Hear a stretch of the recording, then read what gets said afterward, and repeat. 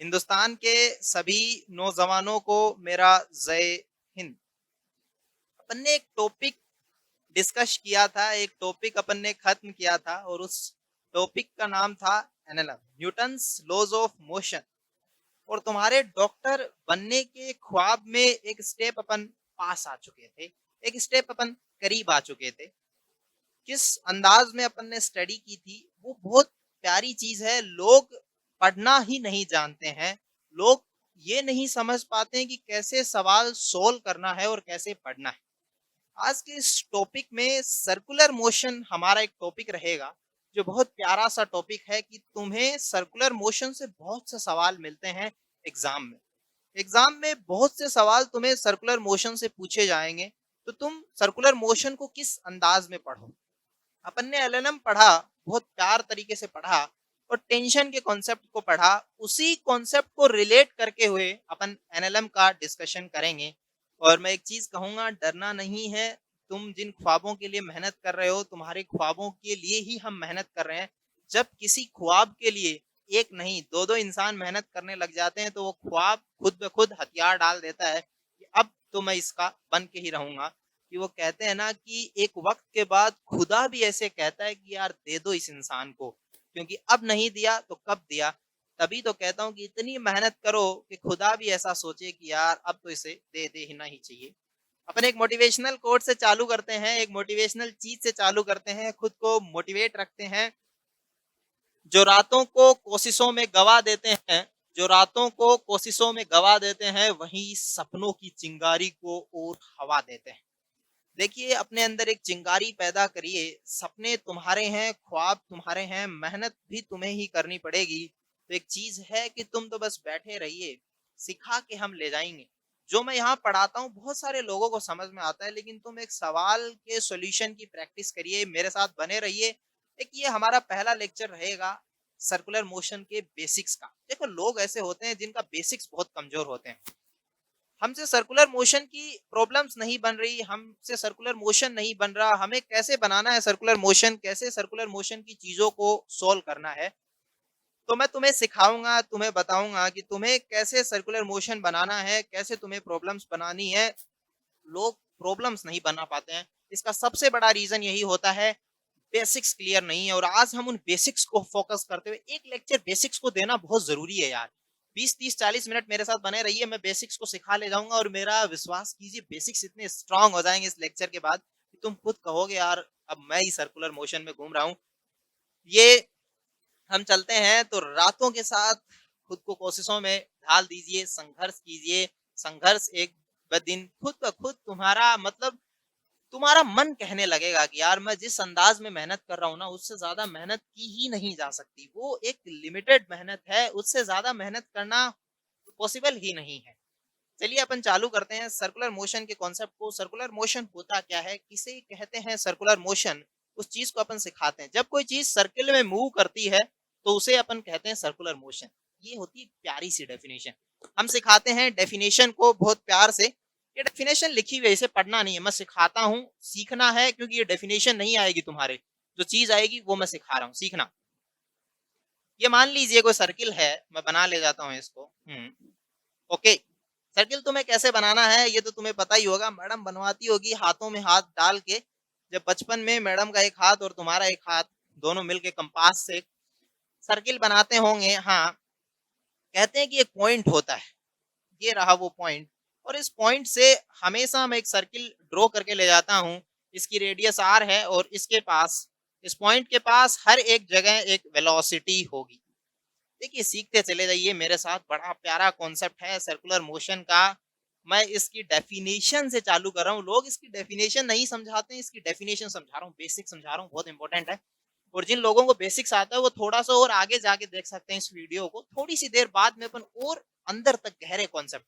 लेकिन 10 20 मिनट में ये बेसिक्स इतने अच्छे स्ट्रांग हो जाएंगे कि तुम 10 20 मिनट 2x की स्पीड में देख सकते हो, लेकिन तुम्हें बहुत अच्छे से बेसिक्स आने लगेंगे। हाँ, देखिए ये वेलोसिटी है। वेलोसिटी के पास दो चीजें होती हैं, एक तो उसका मैग्नीट्यूड होता है और दूसरा उसकी डायरेक्शन होता है।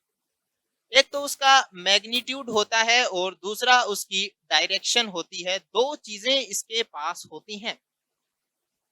होती हैं। वेलोसिटी के पास एक उसका खुद का मैग्नीट्यूड होता है, तो दूसरी उसकी खुद की डायरेक्शन होती है, ये तुम्हें पता ही है। सर्कुलर मोशन कराने के लिए भले ही वेलोसिटी का मैग्नीट्यूड चेंज ना हो, लेकिन डायरेक्शन तो होनी है चेंज। क्यों होनी है? देखिए, डायरेक्शन चेंज होगी ही होगी, डायरेक्शन चेंज करनी ही पड़ेगी, तभी सर्कुलर मोशन बनेगा। और जब change in velocity, velocity change हो रही है, तो वहां से एक एक्सीलरेशन डेवलप होता है। वो सेंट्रीपिटल हो सकता है, वो टेंजेंशियल हो सकता है।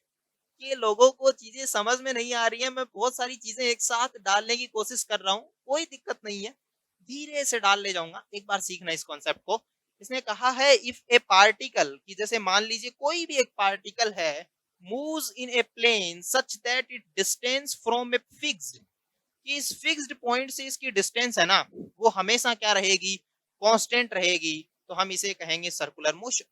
देखिए, इस फिक्स्ड पॉइंट और इस पॉइंट के बीच में हमेशा एक कांस्टेंट डिस्टेंस मेंटेन रहेगी, और वो कांस्टेंट डिस्टेंस कितनी है? r। इसे ही कहते हैं सर्कुलर मोशन। यही है सर्कुलर मोशन की, उन दो पॉइंट्स के बीच में एक कांस्टेंट डिस्टेंस बनी रहती है, एक कांस्टेंट डिस्टेंस मेंटेन रहती है, and this is known as circular motion. तो दो चीजें हो गई, वेलोसिटी, और वेलोसिटी के पास एक तो मैग्नीट्यूड और एक होता है डायरेक्शन। देखिए, मैं काइनेटिक्स के ऊपर अभी नहीं चर्चा कर रहा हूं, अभी मैं बेसिक्स बना रहा हूं। काइनेटिक्स ऑफ सर्कुलर मोशन अपन पढ़ाएंगे, लेकिन अभी मैं मेजर, जहां से एनटीए सवाल पूछता है ना, जहां से नीट सवाल पूछती है, वहां पे मैं तुम्हें छेद में तीर डालना सिखाऊंगा, कैसे डालते हैं, सुनिए मेरी चीजें। चलिए सिखाता हूं जनाब। ये कोई सर्कुलर मोशन है, बहुत प्यारा कॉन्सेप्ट है ये सर्कुलर मोशन का। इसके पास एक वेलोसिटी होगी, और वेलोसिटी के पास दो चीजें होती हैं, एक तो उसका मैग्नीट्यूड और एक होती है डायरेक्शन। अभी बता के ले गए हैं, और होता भी है। एक तो उसका मैग्नीट्यूड होता है, और दूसरा उसकी डायरेक्शन होती है। हो गई डायरेक्शन। हाँ, तो इस डायरेक्शन की वजह से जब वेलोसिटी चेंज होती है, तो एक एक्सीलरेशन डेवलप होता है, और उसका नाम है सेंट्रीपिटल एक्सीलरेशन। बहुत प्यारा सा नाम है। फोर्सेस नाम की टॉपिक में मेरा देखना वो लेक्चर मैं सिखा ले गया हूं कि सेंट्रीपिटल फोर्स क्या होता है, और सेंट्रीपिटल एक्सीलरेशन क्या होता है।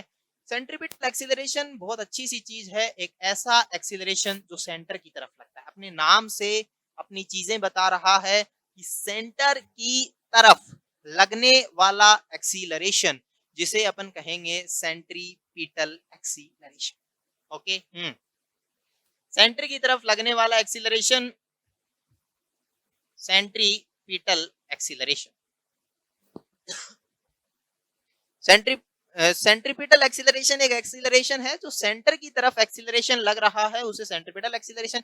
एक होता है टेंजेंशियल एक्सीलरेशन, जब वेलोसिटी का मैग्नीट्यूड बदलता है। जैसे मान लीजिए मैं एक सर्कुलर मोशन करा रहा था, तो मैं इसकी वेलोसिटी बढ़ा भी सकता हूं और घटा भी सकता हूं, दोनों कर सकता हूं। तो इसके लिए जो रेस्पॉन्सिबिलिटी संभाली है, वो संभाली है टेंजेंशियल एक्सीलरेशन ने।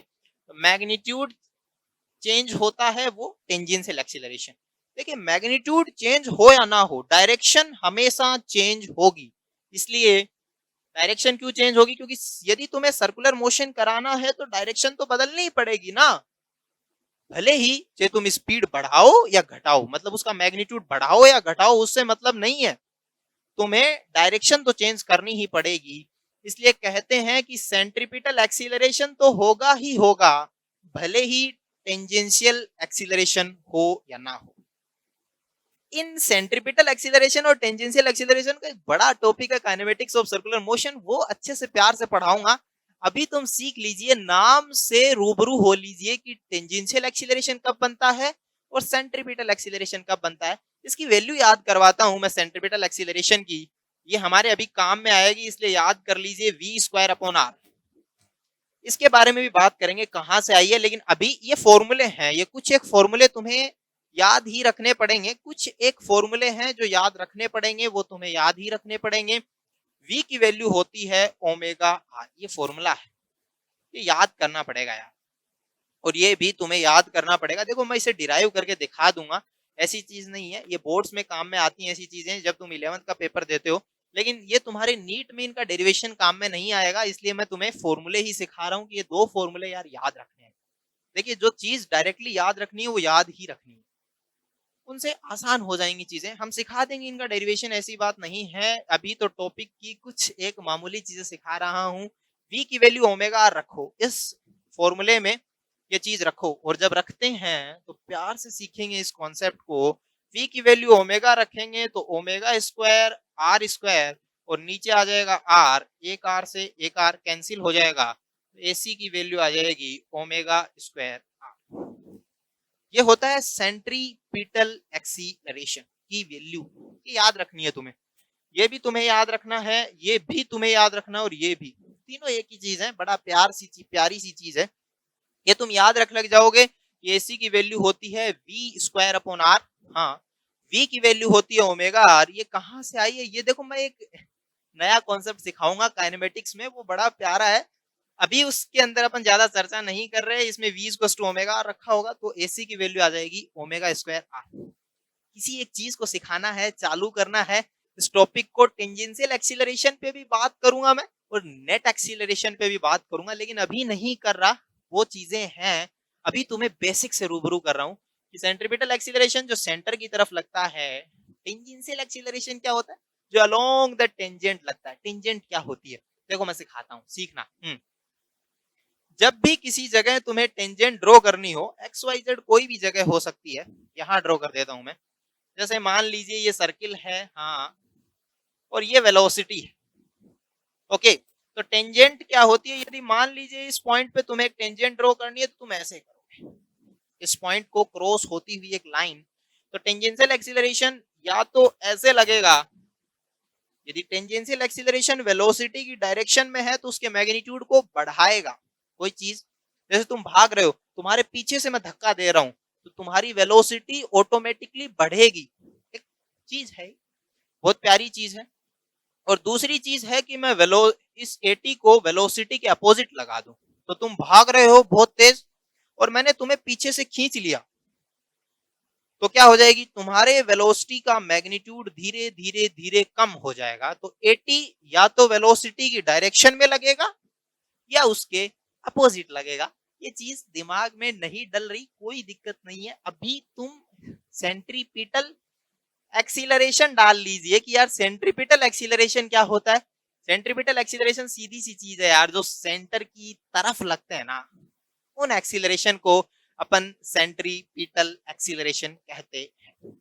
ये चीज सीख ले गए होंगे यार, इसमें कोई दिक्कत नहीं आई होगी इस कॉन्सेप्ट में, कि एक ऐसे एक्सीलरेशन जो सेंटर की तरफ लगते हैं उन्हें अपन सेंट्रीपिटल एक्सीलरेशन कहते हैं। और उसकी वैल्यू तुम्हें याद रखनी है, ये तुम्हें समझा दिया जाएगा। देखो ये कहां से आया वो तो मैंने समझा दिया है, लेकिन ये वाला जो फॉर्मूले हैं AC V square upon R, ये भी कहीं ना कहीं से तो आते हैं, लेकिन इनका डेरिवेशन ज्यादा नहीं सिखा रहा, क्योंकि अभी मुझे एक चीज पे फोकस करना है। इनका डेरिवेशन तुम्हारे काम का भी नहीं है, इसलिए मैं नहीं सिखा रहा। तुम्हें ये फॉर्मूला याद रखना है। देखो कुछ चीजें जो याद रखनी है वो रखनी ही है। अपन सबसे पहला टॉपिक पढ़ेंगे सर्कुलर मोशन में, वो है हॉरिजॉन्टल सर्कुलर मोशन। देखिए अपन दो चीजें सीखेंगे, एक तो किसी पॉइंट पार्टिकल को हॉरिजॉन्टली मूव करना, और एक वर्टिकली मूव करना। इस पे अपन सवाल करके ले जाएंगे कि बेसिक से सवाल कैसे पूछते हैं। देखिए बहुत सारे ऐसे सवाल हैं जो बेसिक से कई बार नीट में आ जाते हैं। नीट अभी मेनली बेसिक्स पे फोकस करती है, लोग बहुत डीप तक पढ़ के ले जाते हैं लेकिन फिर नंबर नहीं आ पाते हैं। तो इसका एक रीजन है कि बेसिक्स पढ़िए, बेसिक से सवाल बहुत आते हैं, और लोग बेसिक ही नहीं पढ़ते यार। और बेसिक नहीं पढ़ोगे, बेसिक से सवाल नहीं बनेंगे। तो मैं तुम्हें बेसिक सिखा के ले जाता हूँ। तो अपन पहला टॉपिक पढ़ेंगे हॉरिजॉन्टल सर्कुलर मोशन। क्या होता है हॉरिजॉन्टल सर्कुलर मोशन, किसे कहते हैं अपन horizontal circular motion, what is horizontal circular motion. जब किसी पॉइंट ऑफ पार्टिकल को हॉरिजॉन्टली घुमाया जाए, जैसे मान लीजिए यहाँ तो कुछ है नहीं, मैं किसी एक चीज को हॉरिजॉन्टली मूव कर रहा हूं, ऐसे ऐसे करके, नहीं है क्या, चलिए कोई नहीं, अपन ऐसे मूव कर लेते हैं। जैसे मान लीजिए ये पॉइंट ऑफ पार्टिकल है और इसे मैं हॉरिजॉन्टल मूवमेंट करा रहा हूं, this is known as horizontal circular motion. चलिए मान लीजिए कि ये कोई रोड है या कोई स्ट्रिंग है। मेनली मैं ये कहता हूं कि mass m attached with a string of length L। ये कोई स्ट्रिंग है जिसकी लेंथ L है और यहां से कोई मास M जुड़ा हुआ है। और इसे मैं हॉरिजॉन्टली मूव कर रहा हूँ। देखिए मैं ये 2D में बना पा रहा हूँ, 3D में बनाओगे तो ऐसे मूवमेंट है ये, सही से इसे अंदर तक जाने दीजिए, अंदर तक फीलिंग में जाने दीजिए, ऐसे मूवमेंट हो रहा है ऐसे। अंदर तक जा रहा होगा, कोई चीज नहीं है। देखिए इसमें बड़ा प्यारी चीज है, मैंने ये कॉन्सेप्ट अंदर पहले भी सिखाया है। फोर्सेस टॉपिक बहुत इंपॉर्टेंट है, मैं फिर कह रहा हूँ वो देखो यार, तुम एक बार जाके मजा आ जाएगा, वो बहुत प्यार से सिखाया मैंने। अब तुम्हें सिखाता हूँ यार बेसिक से सवाल कहाँ से पूछे जाते हैं। अभी थोड़ा सा बेसिक सीख लीजिए। धरती माँ की कृपा कराइए, मेरे एनएलएम नाम के टॉपिक को देखिए जाके। मैं टॉपिक्स को जिस लय में पढ़ा रहा हूँ ना, वो लय देख लीजिए एक बार। मास एम है, धरती माँ की कृपा कराओगे तो एम जी नीचे की तरफ लगेगा। जी हाँ लगेगा। ये नॉन इनर्शियल फ्रेम है। यहाँ पे कोई बंदा खड़ा करूंगा मैं तो एक सेंट्रीफ्यूगल फोर्स या मैं कहूंगा एक सूडो फोर्स डेवलप होगा। अंदर की तरफ जो एक्सीलरेशन लग रहा था उसे उल्टा करके, तीर ही तो है, ये चीज सिखा दी है सूडो फोर्स के कॉन्सेप्ट में। इसलिए बाहर की तरफ लगेगा एम इंटू ए सी। ये नहीं समझ में आ रहा कि बाहर की तरफ एम इंटू ए सी क्यों लगा। ये मेरा सूडो फोर्स का लेक्चर देखो, वहां से मैंने इसे बहुत प्यार से सिखाया है कि तीर को जो उल्टा करके देना होता है। अंदर की तरफ सेंट्रीपिटल एक्सीलरेशन था, उल्टा करके तीर को बाहर की तरफ दे दिया, और स्ट्रिंग है तो यहाँ पे लगेगा टेंशन टी। देखिए ये है सेंट्रीपिटल फोर्स। सेंट्रीपिटल फोर्स कोई भी हो सकता है। आज ये जिम्मेदारी टेंशन ने संभाली है। हाँ, ये जिम्मेदारी फ्रिक्शनल फोर्स भी संभाल सकता है, ये जिम्मेदारी ग्रेविटेशनल फोर्स भी संभाल सकता है, ये जिम्मेदारी फ्रिक्शनल फोर्स भी संभाल सकता है, और ये जिम्मेदारी नॉर्मल रिएक्शन भी संभाल सकती है। इन सभी पे सवाल करवाऊंगा मैं। अभी टेंशन टी की बारी है। देखिए एक बेसिक सी चीज है, ये बहुत प्यारा कॉन्सेप्ट है, इसे एक बार थोड़ा बेसिक है सीख लीजिए। कोई चीज को सर्कुलर मोशन कराते हो, मास एम है, नीचे की तरफ mg लगेगा, बाहर की तरफ सूडो फोर्स या फिर सेंट्रीफ्यूगल फोर्स नाम दे दिया जाता है उसे, और वो है एम ए सी, और अंदर की तरफ लगेगा टेंशन टी। लोगों को नहीं समझ में आ रहा है ये चीज, यही तो कह रहा है कि mass m is attached to string of length l rotated in horizontal circular motion. तो कौन कौन से फोर्स लगेंगे, एक बार मैं इसे जूम आउट करके बाहर की तरफ समझाता हूँ। लोगों को थोड़ा सा पेचीदा लग रहा है कि यार क्या समझा लेगा बदतमीज। देखिए मैं जिन चीजों को समझा रहा हूँ वो तुम्हारे बहुत यूज में आने वाली चीजें हैं। ये है, ये इस पार्टिकल को मैं जूम आउट करके यहाँ समझाता हूँ, खोल के दिखाता हूँ कितना सुंदर दिखती है अंदर से। अंदर की तरफ टेंशन टी लग रहा होगा, नीचे की तरफ एम जी लग रहा होगा, और बाहर की तरफ M omega square R. AC की वैल्यू मैंने अभी सिखाई थी पीछे के इस लेक्चर में क्या पीछे की स्लाइड में। एसी की वैल्यू है ओमेगा स्क्वायर आर, तो एसी की वैल्यू होती है ओमेगा स्क्वायर आर। तो मैंने इस चीज को, इस पार्टिकल को उठाया है और उसे देखा है कि वो कैसी दिखती है, वो पार्टिकल कैसा दिखता है। तो उस पार्टिकल के बारे में मैंने डिस्कशन किया है, वो पार्टिकल कितना प्यारा दिखता है। उस पार्टिकल ने उसने मुझे आज खोल के दिखाया, वो अंदर से कितनी प्यारी लग रही है रे। दिख रही है वो कितनी प्यारी दिख रही है। बाहर की तरफ सेंट्रीफ्यूगल फोर्स, नीचे की तरफ एमजी टी। देखो इस एमजी का अभी कोई यूज नहीं आ रहा है क्योंकि हम हॉरिजॉन्टल सर्कुलर मोशन करा रहे हैं, एमजी तो लगेगा ही लगेगा। इसके बाद में तुम्हें एक vertical circular motion, banking of the roads, वो भी सिखाया जाएगा कैसे धीरे धीरे डलता जाने दो अंदर तक टॉपिक को। अब बेसिक से सवाल कहां से आता है। जिन लोगों को अभी वो पीछे की स्लाइड में कैसे टेंशन लगा, कैसे एम ओमेगा स्क्वायर आर लगा, नहीं समझ में आया और ऐसे लगा कि इन पे सवाल कैसे बनते हैं, वो मैं सिखाता हूं कि ऐसे सवाल बनते हैं। इस सवाल को पढ़िए। If masses m and 2m, कि हमारे पास दो मास दे रखे हैं, एक तो m है और दूसरा 2m है, R attached with string as shown in the figure, कि हमने इन मासेस को स्ट्रिंग से अटैच कर रखा है जैसे ये दिखाया जा रहा है। Find out the tension in each string if they move in the horizontal circular motion. देखिए इस सवाल को एक बार फिर से पढ़ लीजिए, मैं इसे थोड़ा सा निचोड़ के समझा देता हूं कि दो मास हैं, एक तो m है एक 2m है, और उन दोनों मासेस को एक यहाँ कनेक्टेड है एक यहाँ, तो बराबरी में नहीं लटक रहे, आज आगे पीछे लटक रहे हैं, समझ रहे हो ना तुम। एक मास m है, दूसरा मास 2m है, और ये हॉरिजॉन्टल सर्कुलर मोशन परफॉर्म कर रहे हैं इस तरीके से, इस तरीके से। इस तरीके से हॉरिजॉन्टल सर्कुलर मोशन कर रहे हैं तो ये स्ट्रिंग है, इसमें टेंशन। ऐसे सवाल तुम्हें बनाने कैसे हैं, ऐसे सवाल तुम्हें सोल्व कैसे करने हैं, चलिए मैं सिखाता हूँ, आंसर लगा के सिखाते हैं। इसमें बनाते हैं अपन FBD। क्या होती है FBD? जब वो खोल के दिखाती है तो इसे ही कहते हैं FBD। और मैंने एनएलएम में बहुत प्यार से सिखाया है FBD कैसे सिखाएंगे। जैसे मान लेता हूँ आज तनाव लगाता हूँ, तनाव कैसे लगाना है ये भी सिखाया है। इसलिए मैं देखिए जो चीज सिखा ले गया हूँ उन्हें बार बार नहीं सिखा रहा कि क्यों तनाव ऐसे लगा, इसका भी रीजन मैंने बताया था किसी टाइम। इस पॉइंट को पकड़िए और इससे दूर टेंशन लगा दीजिए T1। जो तनाव लग रहे हैं उन्हें लगाइए एक बार। हाँ, यहाँ पे तनाव लग रहा है T1 और यहाँ पे मैं T2 अजूम कर लेता हूँ। अब इन दोनों मासेस को अलग अलग करके सोल्व करूंगा मैं। समझ में आ रही है प्यारी चीज? दोनों मासेस को अलग अलग करके सोल्व करूंगा मैंने। चलिए जूम आउट करते हैं, खोपचा क्रिएट करते हैं और इस खोपचे में करते हैं चीजों को सोल्व। देखिए चीजें देखना, पहले मैं 2m को सोल्व करता हूँ। ये लीजिए तुम्हारा 2m है। हाँ, यहाँ पे टेंशन कितना लग रहा है? T1 लग रहा है। तो T1 की वैल्यू क्या लिखोगे तुम? टेंशन की वैल्यू क्या होती है? पीछे की स्लाइड में ही मैंने बताया था, इसे तुम याद भी कर सकते हो। पीछे की स्लाइड में मैंने बताया था टेंशन की वैल्यू यहाँ से क्या आएगी? m omega square r। तो क्या होती है m ओमेगा स्क्वायर r? देखो मैं लगाना सिखाता हूँ m ओमेगा स्क्वायर r कैसे लगाते हैं। हाँ, m ओमेगा स्क्वायर आर। लोग इस फॉर्मूले को याद कर लेते हैं लेकिन लोगों को लगाना नहीं आता है फॉर्मूला। यार ये फॉर्मूला लगाना कैसे, इस फॉर्मूले से सवाल बनाने कैसे हैं, मैं सिखाता हूं। देखिए मास कितना है इसका? 2m। ओमेगा स्क्वायर आर कितना है, ये दिक्कत देता है। ये आर कितना है? देखिए इस पॉइंट से घुमा रहे हो तुम्हें, तो ये आर है, ये 2r है, तो 2 और 1 3 मिलके कितना, 1 मिलके कितना हुआ? 3। तो ये हो गया 3r। तो तुम्हें ये 2r नहीं लेना है, तुम्हें 3r लेना है, क्योंकि यहां से फिक्स्ड है पॉइंट। टेंशन यहां तक जा रहा है, यहां से फिक्स्ड है पॉइंट।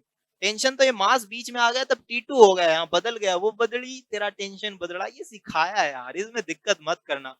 हाँ, r की वैल्यू तुम्हें लेनी है 3r। यहाँ पे कितना हो जाएगा? 3 2 जा 6 होता है m ओमेगा स्क्वायर r। ये T1 है। ओके, सीख लो इसे। अपन और आगे सवाल सोल्व करेंगे। एक बार नहीं समझ में आ रही चीजें दिल थाम के बैठे रहो, मैं सिखा के ले जाऊंगा। मैं कह रहा हूं मेरी जिम्मेदारी है, तुम इस चीज को सिखा के मैं ले जाऊंगा। अब मैं मास m की FBD बनाता हूँ। बाहर की तरफ टेंशन, इस मास m को देखिए। देखिए मैं इस 2m को देख लिया, यहाँ पे T1 लग रहा था। अब इस m को देखो क्या लग रहा है? यहाँ पे इधर की साइड T1, इधर की साइड T2। कैसे सोल्व करूंगा? चलिए करिए। यहाँ पे T1 है, हाँ, यहाँ पे T2 है। हाँ, एक चीज मैं और बता दूं, जब भी तुम्हें कोई सर्कुलर मोशन परफॉर्म करना होता है तो अंदर का जो सेंट्रीपिटल फोर्स होता है वो हमेशा सेंट्रीफ्यूगल फोर्स से ज्यादा होता है। यार क्या बोल गए, नहीं समझ में आया? देखिए इसमें मैं लगा के दिखाता हूँ। देखिए मान लीजिए तुम्हें कोई सर्कल में कोई चीज को घुमाना है तो अंदर फोर्स ज्यादा लगना चाहिए कंपेरेटिवली बाहर के। क्यों? ऐसा क्यों है? यदि मान लीजिए बाहर का फोर्स ज्यादा हो गया तो, यदि बाहर का फोर्स ज्यादा हो गया तो चीजें बाहर भाग जाएंगी। तुम्हें तो अंदर सर्किल के मूव करानी है ना, तो तुम्हें यदि चीजें सर्किल के अंदर मूव करानी है, सर्किल के अंदर यदि चीजें मूव करानी है तो तुम्हें बाहर नहीं भगाना है चीजों को, इसलिए सर्किल के अंदर ही मोशन कराना है। तो अंदर का फोर्स ज्यादा करना पड़ेगा। यदि बाहर का फोर्स, जब तुमने कभी बाइक ड्राइव की होगी, यदि तुम बाइक ड्राइव करते हो, यदि किसी मोड में, जैसे मान लीजिए कोई सर्किल है उसमें बाइक ड्राइव कर रहे हो, तो अंदर का फोर्स ज्यादा होना चाहिए। यदि बाहर ज्यादा फोर्स लगा तो बाइक बाहर भाग जाएगी। इसलिए कहते हैं स्पीड इतनी मत रखो, ज्यादा स्पीड रखोगे तो बाहर भाग जाएगी, ओमेगा ज्यादा होगा, mv स्क्वायर अपॉन आर। चलिए करते हैं। फोर्स की वैल्यू होती है m इंटू ए सी। यहाँ पे T2 माइनस T1 लिखूंगा या T1 माइनस T2 लिखूंगा, इस चीज को मैं बता चुका हूं। अंदर का सेंट्रीपिटल फोर्स ज्यादा होना चाहिए, इसलिए मैं इसे लिखूंगा T2 माइनस T1। मास की वैल्यू m है ओमेगा स्क्वायर, और इससे डिस्टेंस कितनी है? r। ये डिस्टेंस कितनी है? देखिए r है, ये डिस्टेंस r, ये रही r। तो ये डिस्टेंस r है। हाँ, तो यहाँ पे मैं लिख दूंगा r। इसे और सोल्व करूंगा, आगे तक कॉन्सेप्ट को जाने दूंगा, जाने दो यार। ये हो जाएगा m omega square r plus T1। चीजें समझ में आ रही होंगी, बड़ा प्यारा ये कॉन्सेप्ट समझाया है मैंने। तो मैं ये कहूंगा कि एम ओमेगा स्क्वायर आर और T1 की वैल्यू कितनी थी 6, तो पहले से एम ओमेगा स्क्वायर, तो 6 और 1 कितना हो जाएगा 7, 7 एम ओमेगा स्क्वायर आर, ये हो जाएगा T2 की वैल्यू। एक चीज देख रहे हो तुम, बाहर से जब अंदर की तरफ आ रहे हो तो टेंशन बढ़ रहा है। जब मैं तुम्हें और चीजें आगे समझाऊंगा, अभी तो इस चीज पे इतना गौर मत करिए, मैं करवाऊंगा कभी गौर। देखिए अभी तो इतना ही सीख लीजिए कि तुम्हें टेंशन कैसे निकालना है। बाहर सा tension 6 M omega square R, और जब अंदर आए तो 1 से टेंशन बढ़ गया, मतलब अंदर की तरफ टेंशन बढ़ता है। कैसे सोल्व करना है, एफबीडी बनाना है, चीजों पे फोर्स लगाने हैं। आज केवल व केवल बाहर एक सेंट्रीफ्यूगल फोर्स लग रहा है। देखिए चीजों को रिलेट करके पढ़िए, मैकेनिक्स पूरा रिलेशन का खेल है। जितना रिलेशन कर ले जाओगे बहुत अच्छी चीजें हैं ये। तुम्हें समझ में आया होगा, और मैं चाहूंगा कि तुम एक और सवाल सोल्व करो। तो तुम करोगे एक और सवाल सोल्व, हम भी तुम्हारे साथ करेंगे क्या? नहीं, ये सवाल तुम होमवर्क के लिए सोल्व करो, बड़ा प्यारा लगेगा ये सवाल। सिमिलर सवाल है, सिमिलर सिमिलर क्या है सवाल, मैं एक बार पढ़ के सिखा देता हूँ कि तुम्हें क्या सोल्व करना है। हाँ, आंसर सीखिए। Find out the ratio of tension in each string, कि प्रत्येक स्ट्रिंग में टेंशन का रेशियो बताइए। मतलब तुम्हें T1 ratio, T2 ratio, T3 बताना है। इसे सॉल्व करिए, होमवर्क है ये, क्योंकि सिमिलर सवाल है यार। मैं फिर से T1 T2 लगाऊंगा, इसमें दिक्कत नहीं आनी चाहिए। तुम्हें आ रही है, कमेंट सेक्शन में लिखिए, बताइए कि हमें फिर से ऐसी वैरायटी नहीं बन रही, हम फिर से सिखा ले जाएंगे।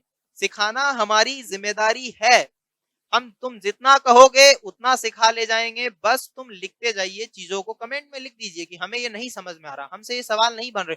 उस वैरायटी पे मैं सवाल करवा दूंगा यार, जितने तुम चाहोगे उतने करवा दूंगा। चलिए ये सवाल तुम होमवर्क में सोल्व करोगे, वादा है ना? सोल्व करोगे, करके देख लेना। अभी भी कर सकते हो इस सवाल को पॉज करके वीडियो को, क्योंकि सवाल सोल्व तुम अपने हाथों से बनाओगे ना, तभी चीजें लगेंगी और बन में आएंगी। सवालों की झड़ी चालू रहेगी। चलिए एक और सवाल सोल्व करते हैं। हाँ, करते हैं। देखिए कॉन्सेप्ट बड़ा प्यारा है, और मैं कहता हूँ बेसिक्स को स्ट्रॉन्ग कर लीजिए, बेसिक्स स्ट्रॉन्ग होने ही चाहिए। ये बेसिक्स है मेनली तुम्हारे। हाँ, इफ ए पार्टिकल, इस सवाल को पढ़ लेता हूँ। सवाल को अंदर ही आंसर होता है, उसको जितना तुम पर्टिकुलरली पढ़ोगे, और मैं सवाल को सोल्व करने की ट्रिक सिखाता हूँ, देखना कैसे करते हैं। If a particle of mass m is moving with constant speed, then compare the normal reaction at given point. जैसे मान लेता हूं ये पॉइंट ए, हाँ ये पॉइंट बी और ये पॉइंट सी।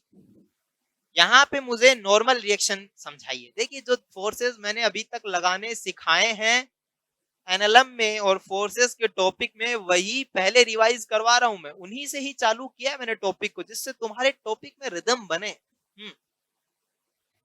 देखिए यार, जो उठाना टॉपिक तुम कहां से भी उठा सकते हो, लगाओ जो लगाना है तुम्हें। पॉइंट ए पे पकड़ेंगे, नॉर्मल रिएक्शन लगेगी। मैंने कहा तू मेरे से मिली, वो मेरे से मिली, दो का मिलन हुआ, और जैसे ही लोग मिलते हैं ना, तो वहां पे मेरा पकड़ के खड़ा हो जाता है क्या, नॉर्मल रिएक्शन का कंपोनेंट। चलिए मैं खड़ा करता हूँ क्या नॉर्मल रिएक्शन का कंपोनेंट, ये एन। धरती माँ का साया मेरे सर पे रहता है और नीचे लगेगा। ओके, लगा लेंगे। हाँ, फोर्स लगाना सिखा रहा हूँ। देखिए दो चीजें कांटेक्ट में आई, एक सरफेस आई, एक ब्लॉक आया। जब दो इंसान आपस में मिले ना, तो मिलते ही मेरा खड़ा हो गया क्या, नॉर्मल रिएक्शन का कंपोनेंट। ये लीजिए, मैंने नॉर्मल रिएक्शन का कंपोनेंट खड़ा कर लिया है। हाँ, नीचे की तरफ एम जी लगेगा। मैं फोर्सेस लगा रहा हूँ, बस केवल फोर्सेस लगाते जाओ, मैं सिखा ले जाऊंगा चीजों को। यहाँ पे फिर से मुझे खड़ा करना है। जब दो इंसान मिले, मेरा खड़ा हुआ क्या, नॉर्मल रिएक्शन का कंपोनेंट, और नीचे की तरफ लगेगा एम। ये लगाना मैंने सिखा दिया है, और इसे फोर्सेस नाम के टॉपिक में मैंने बहुत प्यार से डिस्कस किया है यार। उस चीज को तुम देखो, वो बहुत प्यारी चीजें हैं, बहुत अच्छे से मैंने चीजों को डिस्कशन में लाए हैं। चलिए सिखाता हूँ। अब तुम्हें कैसे सॉल्यूशन करना है, तुम्हें इन पॉइंट्स पे निकालना है क्या। मैं पॉइंट ए का डिस्कशन करता हूं पहले। नॉर्मल रिएक्शन का रेशियो निकालना है। यहाँ की नॉर्मल रिएक्शन को मैं एन ए नाम दे देता हूँ, यहाँ की नॉर्मल रिएक्शन को एन बी नाम दे देता हूँ, और यहाँ की नॉर्मल रिएक्शन को NC नाम दे देता हूँ। चलिए सीखते हैं। Na, इस पे मैडम को लाते हैं आज, वो फिर से अपने होठों से होठ मिलाएगी। फोर्स की वैल्यू होती है मास इनटू एक्सीलरेशन। ये बहुत काम में है, बहुत अच्छी चीज है, और कहाँ लगती है और कहाँ नहीं लगती, ये फॉर्मूला कहाँ लगा सकते हो और कहाँ नहीं लगा सकते, इसे भी मैंने बताया है।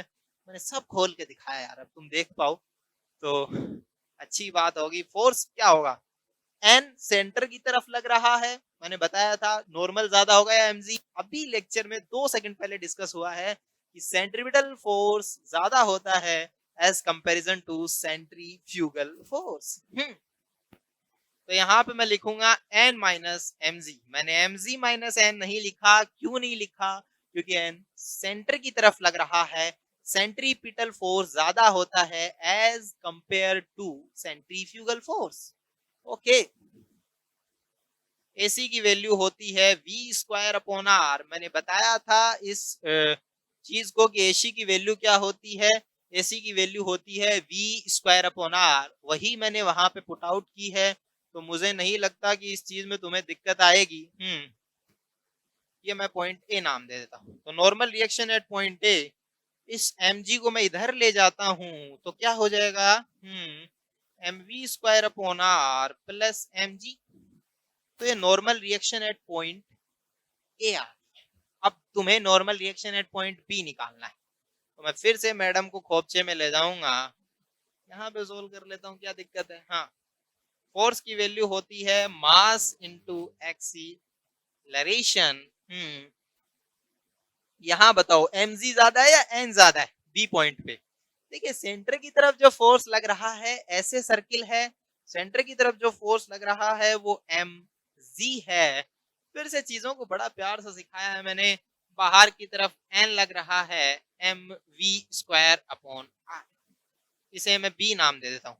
मैं nb को उधर ले जाता हूँ, mv स्क्वायर अपॉन r को इधर लाता हूँ, तो क्या होगा सुनना। nb की वैल्यू होती है mg, इधर आएगा तो माइनस में हो जाएगा mv स्क्वायर अपॉन r। ये nb आ गई। ओके, ये nb आ गई। हाँ, देखिए जो लोग अभी भी कतरा रहे हैं कि यार देखो गया कैसे, nb उधर गया है, mv स्क्वायर अपॉन r इधर आया है, तो mg minus mv square upon r हो गया है। मैंने na निकाल लिया है, nb निकाल लिया है, और nc निकालूंगा। एनसी में तो क्या है, रेडियस इनफाइनाइट है, तो ये वैल्यू 0 हो जाएगी। तो एन सी की वैल्यू एम जी के जस्ट बराबर आ जाएगी। ये तो कोई दिक्कत ही नहीं थी, इसमें तो तुम्हें लिखना ही नहीं है। फिर भी यदि तुम करना चाहो एन सी की वैल्यू, तो एफ की वैल्यू होती है M V square upon R. हाँ, आर की वैल्यू कितनी है, इनफाइनाइट है। तो यहां से मैं ये कहूंगा कि नॉर्मल रिएक्शन यहाँ पे कितनी आ जाएगी, डायरेक्टली लिख दो यार, इसमें कोई दिक्कत है ही नहीं इस कॉन्सेप्ट में। इसमें ज्यादा कुछ अंदर तक घुसना ही नहीं है तुम्हें, डायरेक्टली ये तुम लिख सकते हो कि नॉर्मल रिएक्शन की वैल्यू कितना आ जाएगी, एनसी की वैल्यू आ जाएगी एम सी के बराबर। ओके, एन बी की वैल्यू, एन ए की वैल्यू और एन सी की वैल्यू तीनों मैंने सिखा दी हैं, तीनों मैंने पढ़ा दी हैं बहुत प्यार से। बताओ ज्यादा कौन सा है, एन ए सबसे ज्यादा है, उसके बाद में एन सी, उसके बाद में एन बी। ओके, देखो इसमें mg में कुछ जुड़ रहा है, इसमें mg में कुछ घट रहा है, और इसमें mg ही है। हाँ, तो सबसे ज्यादा तो वो होगा ना, तो जिसमें कुछ जुड़ रहा है, ये वो होगा जो केवल mg है, ये वो होगा जिसमें कुछ घट रहा है। ये है नॉर्मल रिएक्शंस का रेशियो। तुम सीख ले गए होंगे इस कॉन्सेप्ट को। ये सवाल अमूमन मिलता है, मैंने बहुत सारे सवालों को मिल के सिखाया है। यहाँ का नॉर्मल रिएक्शन पूछ सकता है नीट में अकेला, यहाँ का पूछ सकता है, और यहाँ का भी पूछ सकता है। तीनों ही सवालों को मैंने एक साथ कंबाइन करके सिखाया है। ये बहुत बेसिक बेसिक सवाल हैं। मेरे एनएलएम नाम के टॉपिक में मैंने इस फोर्स नाम के टॉपिक में इस सवाल को डिस्कस भी किया है, तो वहां देख सकते हो। यहाँ भी मैंने बड़ा प्यार से सिखाया है, प्यार से समझाया है, तुम यहाँ भी समझ सकते हो। चलिए, एक और सवाल सोल्व करते हैं। मैं कहता हूँ ये सवाल एग्जाम में आया हुआ है, तो सवालों से ही अपन कॉन्सेप्ट्स को बहुत ज्यादा स्ट्रॉन्ग कर सकते हैं। हॉरिजॉन्टल सर्कुलर मोशन पे जितने सवाल बनते हैं वो सब कर ले जाएंगे अपन। तो अभी तो अपन सवाल तुम्हें भी करने हैं। मैं एक चीज कहता हूँ कि एक दिन में 15 से 20 क्वेश्चन जरूर लगाइए फिजिक्स के, जिससे फिजिक्स में बहुत स्ट्रेंथ आ जाएगी धीरे धीरे। चलिए सवाल को पढ़ते हैं। इफ मास, देखिए तुम्हें जो चीजें दे रखी हैं उन्हें बाहर निकाल के लिखता हूं। 0.25 केजी का एक मास दे रखा है। जो चीजें दे रखी है ना, उन चीजों को मैं बाहर निकाल के रखता हूं। हाँ, 0.25 केजी का एक मास है, अटैच्ड विथ 1.96 मीटर। ये तुम्हें एक लेंथ दे रखी है। हाँ, दे दी है तुम्हें length. Long string and rotated in a horizontal circular motion.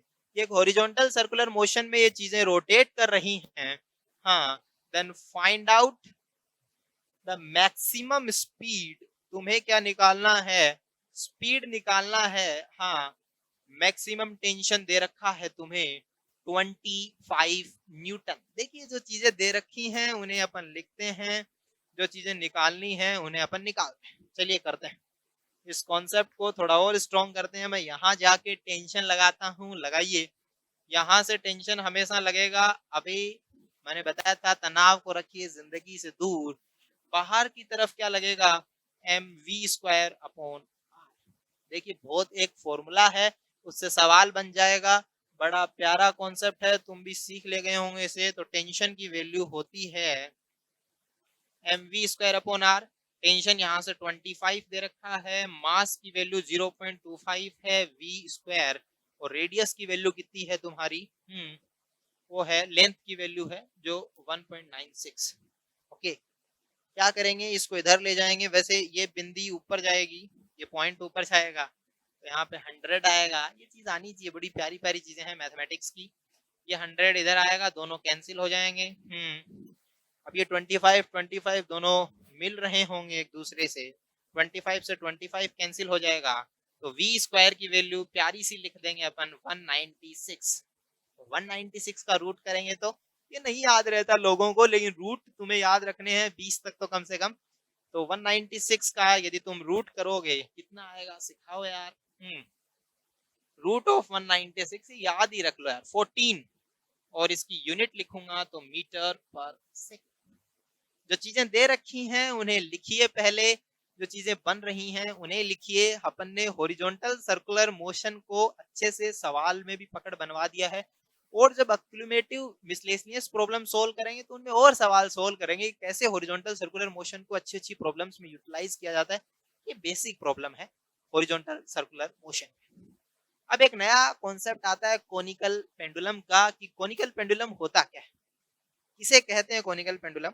तो इस चीज को अपन आज बेसिक्स के कॉन्सेप्ट में डिस्कस नहीं करेंगे, क्योंकि ये बेसिक नहीं है। यहाँ से टॉपिक एक्चुअली में चालू हो ही जाता है, तो इसको अपन अगले लेक्चर के लिए रखेंगे। अभी तुम्हें जो टॉपिक होमवर्क के लिए दिया गया है उस टॉपिक को इसको करिए तुम होमवर्क में। ये सब बेसिक्स है, सिखा ले गए हूँ बेसिक्स। काइनेमेटिक्स के सवाल अभी भी नहीं मिल रहे, काइनेमेटिक्स ऑफ सर्कुलर मोशन के, वो मैं बनवाऊंगा, उसकी दिक्कत नहीं करनी। एक बार तुम पूरे लेक्चर देखते जाना आराम से, सारे लेक्चर्स में सब कुछ सिखाया जाएगा, छोड़ा कुछ भी नहीं जाएगा। एनएलएम में मैंने कुछ नहीं छोड़ा, मोर देन सफिशिएंट पढ़ाया है। यहाँ भी तुम्हें मोर देन सफिशिएंट पढ़ाऊंगा इस टॉपिक को भी। जो तुम्हारे जितना काम आ सकता है उतना सब पढ़ाया जाएगा। कुछ एक चीजें हैं मैं तुम्हें रटवाऊंगा उन चीजों को। देखिए कुछ एक चीजें हैं कि डेरिवेशन नहीं होता है, वहां उतना टाइम नहीं मिलता है। तुम्हें याद करनी है, पकड़ बनाना है उन सभी चीजों पे, क्योंकि तुम्हें डेरिवेशन करने लग गए तो वक्त लग जाएगा। वक्त तुम्हारे पास नहीं है, वक्त चला गया। तो वक्त के लिए तुम मेहनत करते रहिए, चीजों को पकड़िए, चीजों को मेहनत करिए। संघर्ष से ही इस तस्वीर को बदला जा सकता है। और मैं कहूंगा जो लोग तुम्हारी हार का इंतजार कर रहे हैं ना, उन लोगों के दिमाग, उन लोगों का चेहरा अपने दिमाग में रहते हुए मेहनत करिए, क्योंकि तुम्हें तुम्हें जो लोग हारते हुए देखना चाहते हैं ना, उन्हें भी तो जवाब देना है यार। और खुद को ऐसा मत करिए यार कि वो मेरे से ऐसा नहीं कर रहा, वो मेरे से ऐसा नहीं कर रहा। यहाँ ये दुनिया है जनाब, यहाँ हर जगह सारी की सारी ऐसी चीजें हैं। और मैं एक चीज कहता हूँ कि हर इस दुनिया में हर एक दुकान मतलब की खुलती है, हर दुकान मतलब की खुलती है। तो जहां तक लोगों का मतलब है ना, वहां तक वो तुम्हारे साथ हैं, उसके बाद नहीं है। एक चीज है, ये एक सच है, एक कटु सत्य है। लोग कब तक साथ रहते हैं जो लोग अभी साथ हैं, जिन लोगों ने अभी तुम्हारा साथ छोड़ दिया ना इस सफ़र में, कोई दिक्कत नहीं है। हम तुम्हारे साथ हैं, मेहनत करते रहिए, अपने आप को सँवारिए, अपने आप के लिए मेहनत करिए। हम तो तुम्हारे लिए मेहनत कर ही रहे हैं, हम तुम्हें सिखा ही रहे हैं, दिल से दिल बाँध के बैठे हैं। चलिए मेहनत का एक नया रिवॉल्यूशन हम लेके आए हैं, इसमें तुम जुड़िए हमारे साथ। मिलते हैं आगे आने वाली मुलाकातों में और यूँ ही चलता रहेगा ये सिलसिला तुम्हें सिखाने का। जय हिंद।